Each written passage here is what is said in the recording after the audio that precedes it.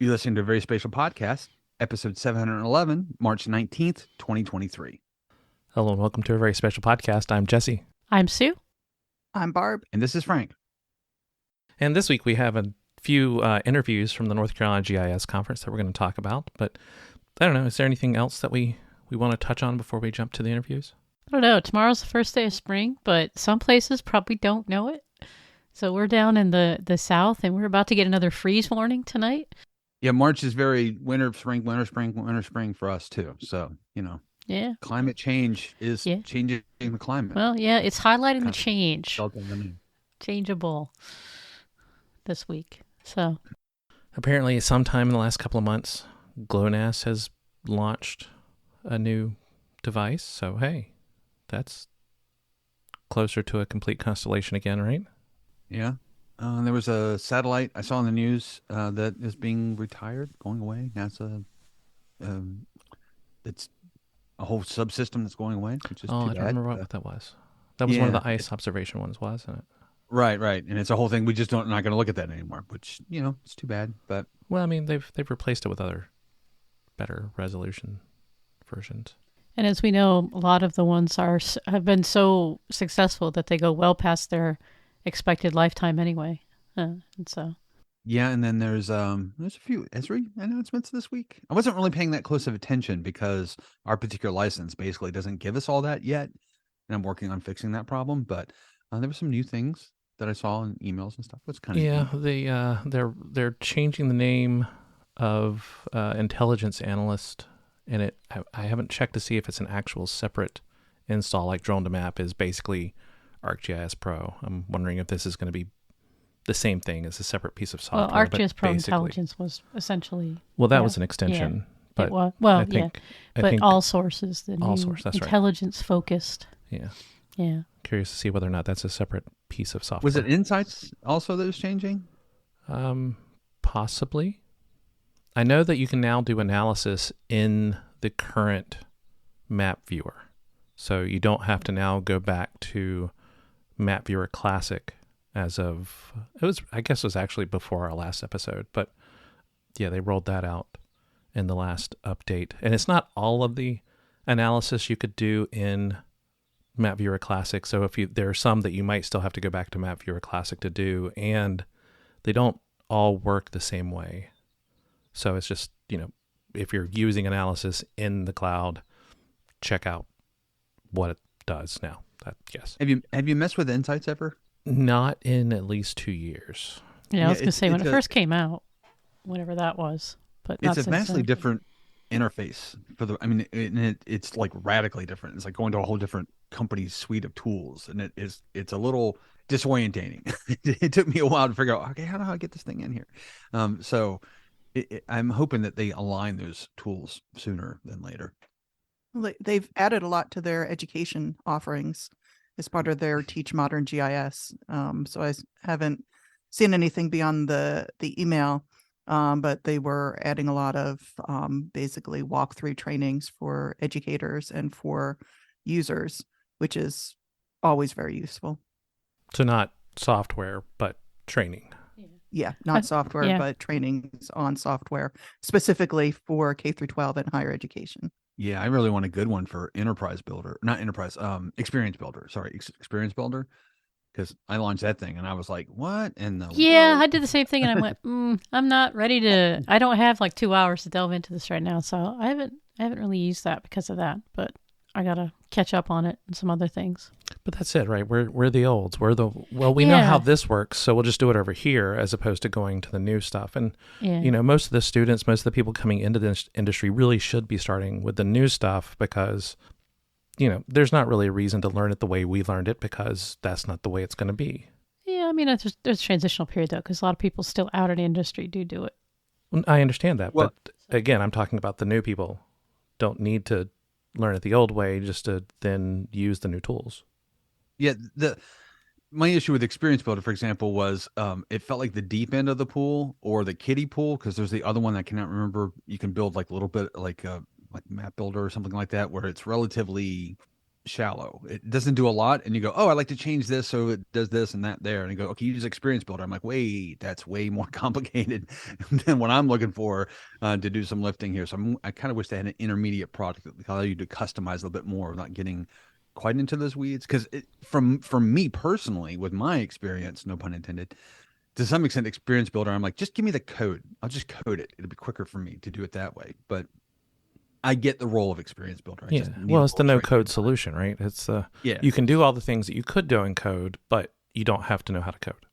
Right, and that's why they said more training options there, because it was not intuitive. And that's kind of, I don't know. It's always, as I get older, as I know more older technologies, it's always fun trying to make sure that I'm conveying not what I learned in 2005 or something whenever I was trying to figure something out, that I'm telling them the at least 2015 way, if not preferably the 2023 way. And it's always tricky to know what is the new way and what is just a buzzy thing that's going on. Because, when you do technology long enough, there are things that are changes or evolutionary changes. And there are things that just shoot up and you're like, that's dumb. And they go away because everyone goes, yeah, that was dumb. And you never know in any given moment for anything that shoots up, is this an important change we need to track and teach? Or is this just some random thing that's going to go away in a year and a half anyway?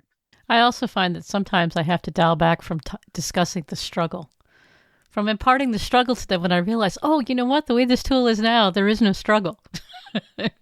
Well, there's a different struggle. There might be a different struggle, but this struggle is no longer so. And even though I'd like everyone to understand what I went through in my own evolution, it's not necessary. See, I don't speak of specific struggles. I just say this is not a user-friendly environment. Any of the software you touch in it, you're going to be upset with at some point in time. All you can do is know where help is and know to save a lot. Beyond that, be ready to be frustrated. Yes, well, that's just it, right? My patience for them it takes 45 seconds to do a buffer, and I'm like, you have no idea. You have no idea what it was like to set up a buffer for a county of rows and have to go home and hope that it worked overnight. You just don't get it. So sit there and wait those 45 seconds and like it. Sorry, that got out, didn't it? That's my internal monologue sometimes. But as long as it's internal in the moment, you're okay. Yeah, so that's just it, right? I struggle to hold it back behind the walls. What's really interesting to me is I'm in a project. It's called Project Eddy. It's for integrating big data analysis in the classroom, and it's a mentorship network. But, you think that you're going to be working a lot because it includes things with spatial and with, across the spectrum, people in biology, math, climate change, all different educators around the world. But what surprised me is how much it focuses on cognitive learning and how people learn, and then how they learn at different age groupings, which I hadn't really considered. And I wonder now, is there a better way to do these crossovers that we're just not being introduced to? Something to make these transitions a little bit less frustrating. I don't have an answer. I'm just sort of wondering. I don't think it's been discovered yet. So there'll always be that intergenerational divide, whatever that's being defined as. I think the answer to that question for me is yes. And if you think of it, let me know, because that's $1 billion we get to have. Yes, seriously. And finally in the news, version 3.30 of QGIS has been released. I am not going to try to pronounce the name. Originally thought it was German. It's actually Dutch. I don't know how to say it. But it's named after a Dutch city who is what is colloquially known as Den Bosch, but that's not the full name. That's not the name of it's not the actual release. Name. And I'm even listening to the pronunciation guide just now. I will butcher it. So congrats. If you have, if you're not using the long-term release, then the new release is up. Probably with lots of cool features. And that's it for the news. Canoy, two-way. Okay. So we're happy to be joined today by Adam Canoy, who is with Canoy Surveying. Thanks for joining us. So tell us a little bit about your organization.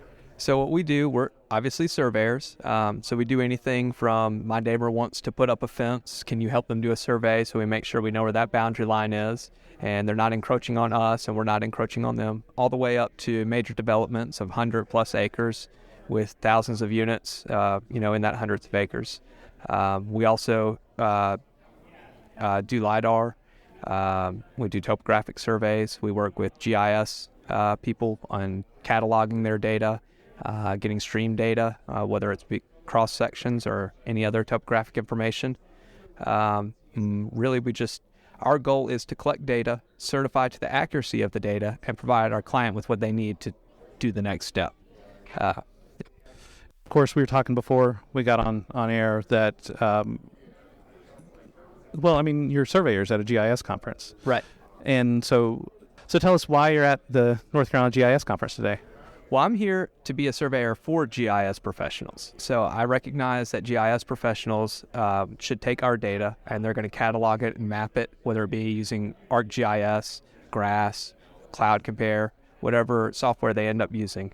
But there's a need to have a surveyor go collect that data, not only collect it, but certify to the accuracy of the standard needed. So we're here to talk to GIS professionals about the fact that we'll go collect the data for you and provide it to you, whether it be through a report or a map, for whatever needs you have from that point to put into your software.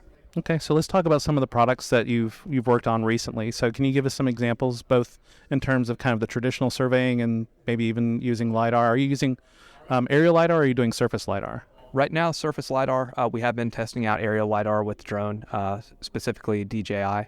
The next larger topo we get, particularly in the wooded area, we'll probably look at purchasing, and we've seen good results on that unit for canopy penetration, which is key for us. So from our standpoint, if it's an open area, doing a topo is pretty easy. We'll set up a GPS on a four-wheeler and drive the site and then hit the brake lines by walking it. If it's a wooded area, it becomes a lot more difficult because we have to use conventional methods. We can't see between the points, which as a surveyor we needed to do. That's where aerial LiDAR comes into play. So we can either team with people like spatial data consultants, who are great guys. We've worked with them in the past, or we're looking at getting our own drone to do it in-house on specific projects. So can you give an example of a recent project where you've used either? Yes. So for terrestrial, we just did a road survey, particularly an intersection there at Duke School Road and Irwin Road in Durham.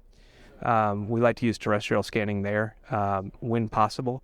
It just helps with safety. It gets us a point density we want. It gets us all the data we need, and it keeps our guys out of the road. So that's an area where using a terrestrial LiDAR unit saves time. It doesn't necessarily save money because that LiDAR unit costs money, but it saves time and it's a lot safer.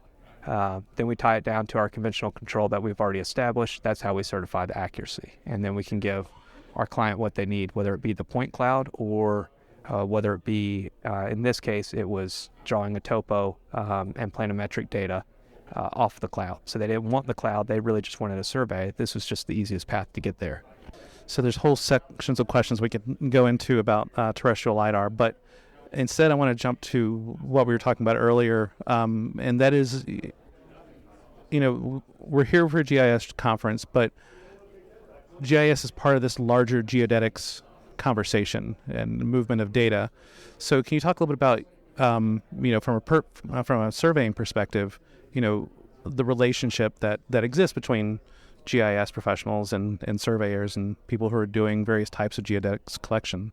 Yeah, absolutely. A great example is my experience at TWT, so Taylor Wiseman Taylor. I worked out of their Cary office about 6 years ago. We did a job for WSP where they needed to collect all the stormwater structures in, I believe it was Orange County, but don't hold me to that. I can't remember the county off the top of my head. But so what we were tasked with was they gave us a list of the structures and the approximate locations. They didn't know exactly where they were. We were tasked with going out there and surveying them to the specified accuracy they needed and providing them with the points and the catalog data that they needed, whether it be the structure size, type, what type of shape it was in, whether it was clogged or not, all the information that somebody might want or need on a project. After we collected all the data, we verified the accuracy through a least squares adjustment, made sure we were meeting their standards, and then provided them with a point list with northing, easting, a description of it, any catalog information that they needed, and a signed and sealed report that stated it was to the accuracy that was needed. Okay. So really, I mean, that's kind of the key is as a professor, whenever I send a student out, they're going to grab whatever they have. If they're going to use their phone, they're going to be getting 30-foot accuracy, and they're like, this is great. But it's not for what a lot of projects need, and that's where we need to get down to that verifiable accuracy, where we need surveyors to come in and provide that data. Yes, we can get access to GPS, we can get access to various technologies, but as GIS professionals, we don't always take the moment to do that last step of making sure that what we collected is what we think it is, right? That's right. That's my perspective, at least. No, that's exactly right. And that's what you find. I guess the biggest hurdle that we jump sometimes with explaining accuracy to people is, vendors are great, but if a GPS says it's fixed, that doesn't necessarily mean it's accurate. So even if a vendor's told you that, it's taken me years of experience to figure out the best means and methods to verify that accuracy. Now, if it's out in the wide open, it's probably going to be good, but the only way to verify that is what's called repeatability, right? So we have to do repeatable shots and then run a least squares adjustment on it, or at least get a root mean square error test on it to actually verify that our first shot was good. And you'd be surprised how many times, even out in the wide open, if you shoot it a second time, it's off by a foot, 2 foot. Usually with GPS, though, it's not off a foot or two. It's usually off 15 feet when it's wrong. And you wouldn't know that by just looking at it, because just looking at it, that 15 feet might look right, depending on what's around you. We talk about WAAS getting us down to 2 to 4 meters, and that's in best circumstances. That's not next to a building. That's not under canopy. And there's a lot of people who just don't take that into account. They think it's a wonderful thing, but that's right. And why would they? And that's not to blame them. It's just they don't know, and that's okay. But that's what the surveyor's job is. Exactly. Yeah. So, kind of a side question. Just because there are students and such who listen, what are your thoughts between the more traditional transits and this movement more and more towards doing the point cloud collection with terrestrial LiDAR? I think... it's a combination. You don't do one or the other. You do both, but right. So that's where everything's headed, right? I'm already preparing for that. I'm 37 now. Over my lifespan through my career, we're going to get away from using conventional total stations. It's going to be almost all GPS and point cloud related, which is great. It's going to make things easier. It's going to mean we can collect more data, frankly, with less people. Somewhat. It means the data collection side won't require as many people, but the analyzation of that point cloud data will require more people. So you're probably going to have the same amount of people. It's just more people are going to be in the office than where traditionally they've been in the field trying to collect the data. Because now it'll be easier to collect, but you're going to have so much data, you're going to have to figure out what that data means and some way to verify the accuracy. If people are interested in finding out more about how you can help them with your services, what's a good place or a good way for them to get in touch with you? Yeah, they can absolutely visit canoysurveying.com. That's CANOYSURVEYING.com, or email us at canoysurveying@gmail.com. That email address will go out to all my project managers and should get answered within 48 hours. If for some reason you don't hear back from us, feel free to call us at 984-377-2626. These weird new prefixes that I can't keep up with them anymore. But frankly, we're excited to work with GIS professionals, and I'm excited to work more and more with point clouds. I realize that's where things are going, and we're more than getting our feet wet. We've got experience in it. As a small company, we are just to the point where we can start investing into the technology and afford to invest into it ourselves as opposed to subcontracting that out. So that's exciting. And it's going to offer an opportunity to some of my younger crews to chase technology that they really want to. Some of them got into surveying because they wanted to collect LiDAR data with drones. So we're getting to the point where we can offer that to them, and that's pretty exciting as well. Awesome. Thank you very much. Thank you. I appreciate it. Have a good day. So I'm here today with Tony Spicci, who is representing GISP, the GIS Certification Institute. Thanks for joining us. Thanks for having me. Appreciate being here. So the question always, the first one that people have heard many times, but need to remind them every time, what is GISCI and what is the GISP? Okay, so the GISCI is the GIS Certification Institute. It's a not-for-profit organization. We're based in the United States. We actually are in Chicago, but we are worldwide. We administer the GISP, or GIS Professional Certification. That is the only certification in the geospatial industry that is truly worldwide. We have GISPs in over 57 countries at this point. And so we administer and run that program.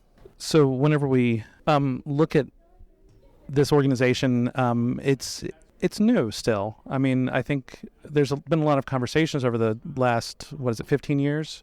But it's still something that a lot of people aren't necessarily aware of and what the opportunities for GISPs are. So can you talk a little bit about the organizations you work with that are looking for GISPs and are, those kind of questions, I guess? Yeah.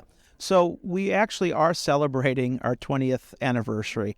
So 2003 is when it officially incorporated. Folks started talking about the idea of professional certification back in the 1990s. And if you go back that far like I do, you know that, when I started in the very early 90s, it was really more of a technology, right? We had software. And when we talked about GIS 5 components, it was hardware, software, people, procedures, and I already forgot what the fifth one is. But it was really more about the software. And then over time, it started growing. And folks within that community had the sense of, we're not GIS analysts or GIS specialists. We're geospatial professionals. And so the industry was starting to grow. It was becoming an industry. And then eventually, we kind of arrived at where we are now, which is the geospatial profession. And so part of that becoming a profession is to have professional certification. And so we are relatively new, 20 years, and the GISP is about 18 years old. And there's very few professional certifications within the geospatial industry. There's actually only 3 out there that are professional, and then there's one that's related to software. That's the Esri technical certifications. And so we're relatively new, and what I've found is very interesting is within the geospatial profession, you don't really have the recognition of licensure and certification like you do in a lot of other professions. I think that's in part because of the relative youthfulness of our profession. But at the same time, if you look at some of our fellow professions, so to speak, like surveying and engineering, both of those disciplines have licensure and require it. So it's not like the folks around us don't have these things. It's just for whatever reason, everywhere I go, there's a whole bunch of folks that have never heard of us or don't even understand the idea of professional certification. And I don't know why. I'm trying to figure that out. But it's very interesting because, again, there's over 1,600 professional certifications and licensure in the United States of America. So we're not doing anything unique. We're just relatively unique within our profession. I was just talking to a surveyor, and it is that question, where do we sit in terms of data quality, verification, those type of things. And I think that might be within the GIS industry. There's so much GIS that's done by a wealth of industries. We've become ubiquitous. So it's kind of putting the cart back into the stall at this point, where if we were to try to begin to licensure it, it becomes difficult because so many different people are doing it for so many different purposes. I think the next question is, for me as GISP, one of the big things of being a member isn't just having the letters behind my name, but the fact that there is, every time that we renew, we have to submit the ethics agreement that we are agreeing to uphold a certain level of standards and expectations and ethics as practitioners. So can you talk a little bit about that? Yeah. So at a very basic level, the idea behind the ethics that we abide by is do no harm, right? So it's obviously more detailed than that. But I think, and most professions have a body of ethics, especially with certification and licensure. But I think where it's very critical in the work that we do is, one, a lot of what we do has privacy issues related to it, right? And so we really saw that with COVID. So now we're dealing with HIPAA and health laws and the like. And it was very important for us to get that data out and share it within the community, especially a community that wasn't traditionally GIS-based, epidemiology and healthcare.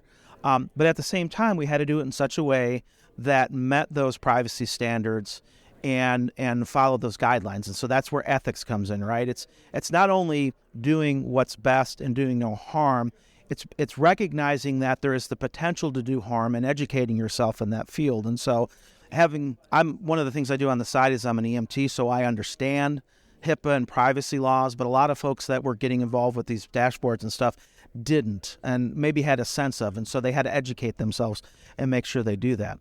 Another thing that we do is we deal with data, and we provide analysis and answers to questions based on the analysis and the data that we do. And it's very important that when we communicate those results, we communicate them in a way that folks can understand, but also that they understand how we arrived at this answer and what it took to get there, and then more importantly, what the limitations of this information is, right? And so one of the areas I think is a really good example is representation of land boundaries.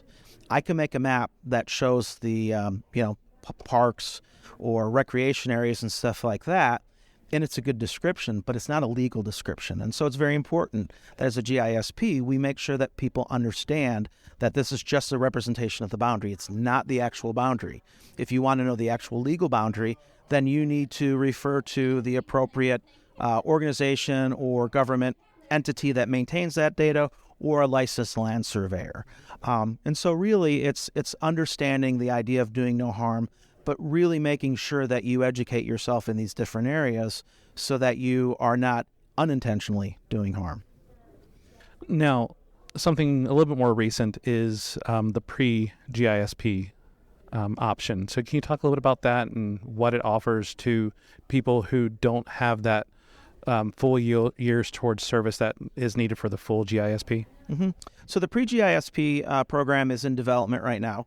And we hope to have some preliminary information and documents available here fairly soon. The idea is with a GISP certification, you have to have 4 years of professional experience, and not a lot of folks do. And so the idea behind the GISP, pre-GISP program is twofold.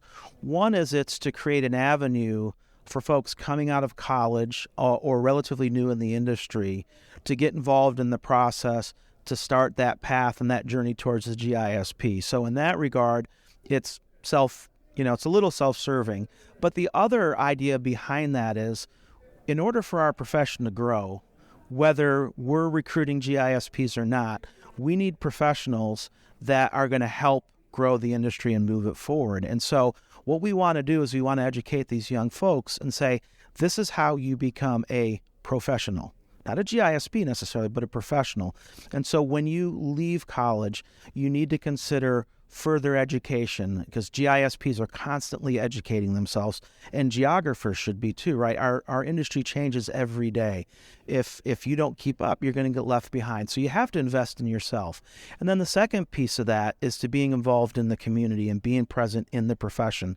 And so the pathway is designed to encourage folks to get involved with different types of groups, whether it's the North Carolina ARC user group that's here at the conference, or Carolina URISA. It could be a national group. It could be a local group. Or getting involved with like GIS state councils and working towards those different types of groups, whether it's state, local, or private, and really helping contribute and be a part of that community. And so, we're starting to see fewer and fewer people volunteer for activities like these conferences and whatnot. And participation at the conferences is starting to go down too. Not as many people want to present. They don't want to do posters. And I think it's really important that we educate our young folks the value of those types of activities, because in addition to presenting and whatnot, these opportunities provide networking opportunities, right? And that's part of our profession, is networking, getting to know the people that are doing things similar to you. So when you have a problem or a question, you call up and say, hey, I'm in the middle of this. I know you have some experience. What can you tell me? How can you help me through this process? And so it's really helping to build that sense of community and getting our young folks involved in it and helping them grow professionally. If they grow professionally, we succeeded. If they wind up becoming a GISP, that's the double bonus.